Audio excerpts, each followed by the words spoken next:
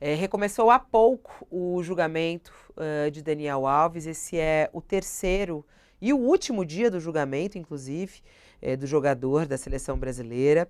E há muita expectativa, claro, para o final desse julgamento de hoje, porque é o momento do depoimento, né, do Dani Alves. A defesa de Daniel Alves vai insistir na tese de que ele estava bêbado, embriagado.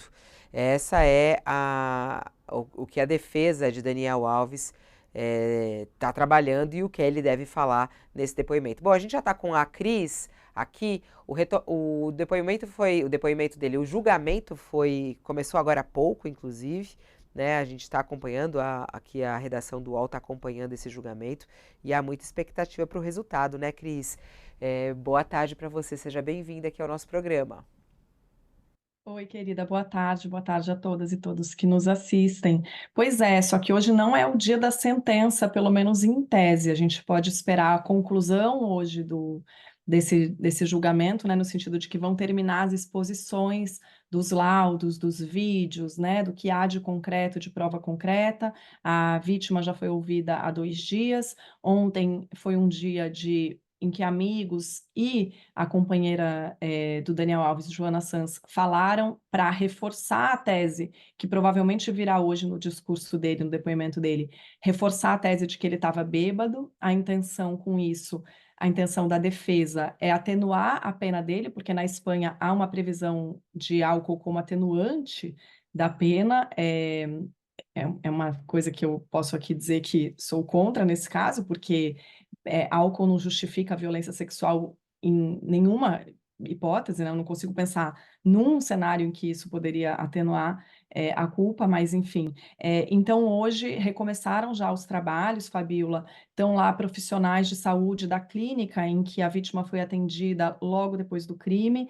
A médica apenas ratificou, reafirmou o que ela já falou nos laudos, e os profissionais estão lá contando que ela chegou chorando às vezes, mas que ela deu relatos com coerência e assustada e com alguma tensão e choro. Esses são os relatos dos profissionais de saúde. Eles disseram também, até agora, que não havia lesões vaginais e reforçaram que isso não significa que tenha havido consentimento no ato, né? Não haver, a gente sabe disso no Brasil, a gente repete isso muito.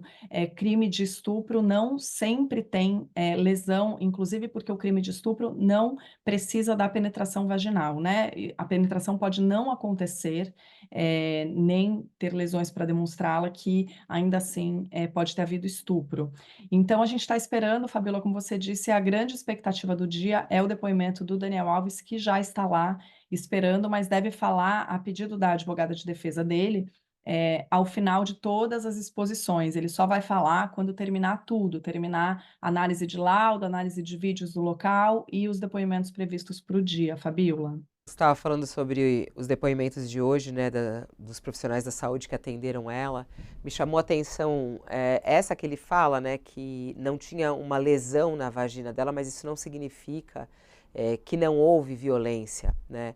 É o que você sempre diz aqui, você disse da outra vez, e é muito importante a gente falar isso, né?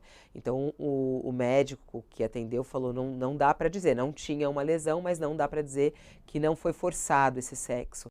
Teve um outro ponto também na área da saúde no atendimento, e que foi relatado, foram as marcas no joelho dela, né, o Cris? Isso é muito forte. Ela estava com lesões nos dois joelhos, e aí eles falam que não sabem se ela caiu ou se foi um atrito de uma posição forçada e os joelhos dela machucados, que é um outro indício aí de uma violência, né? E de um sexo forçado, né, Cris?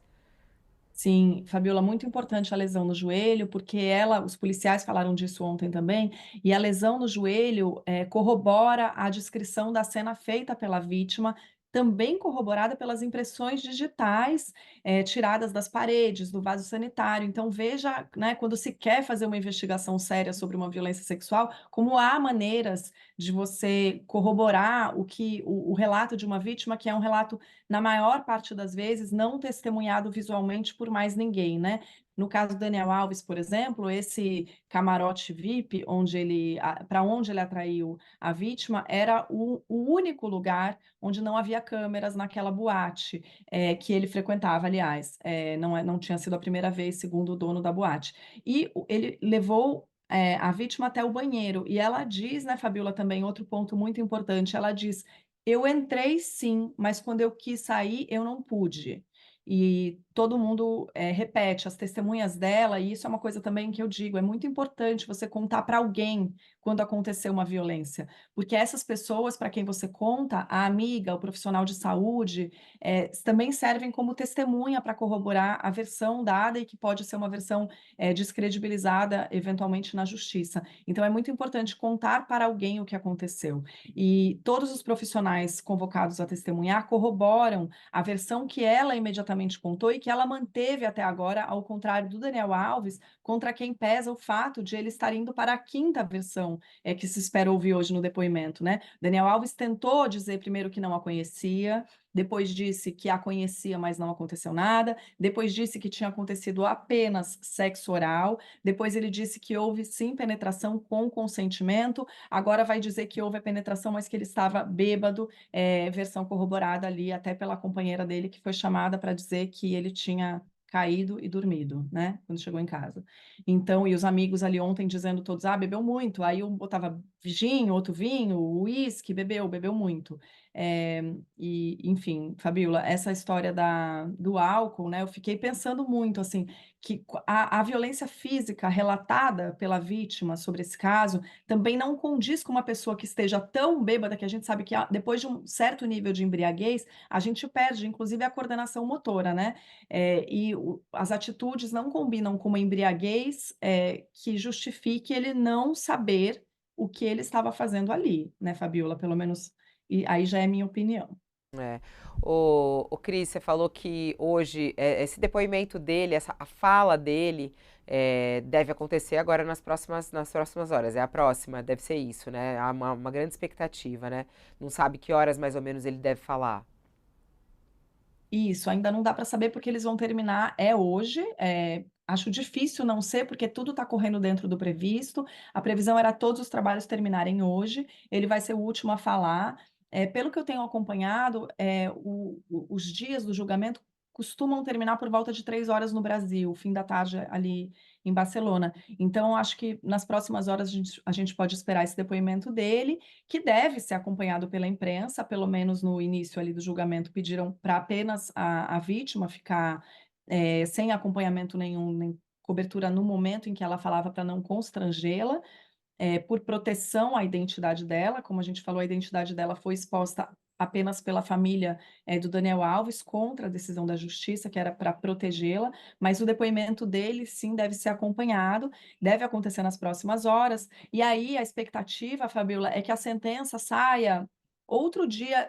Dizem, os jornais espanhóis falam em poucas semanas, explicam que deve sair, não deve demorar, até pela visibilidade desse caso, mas depois da sentença, não importa, quer dizer, não importa não, né? Mas se ele for condenado, considerado culpado, ele deve recorrer, e aí ele tem duas instâncias superiores a recorrer, e aí os jornais espanhóis também falam em alguns meses, em até 6 meses para o primeiro recurso, e depois disso, 6 a 9 meses, o segundo recurso. Então, a condenação final mesmo só sairia no ano que vem, né? Que a gente teria o Daniel, a gente poderia dizer ou não, né?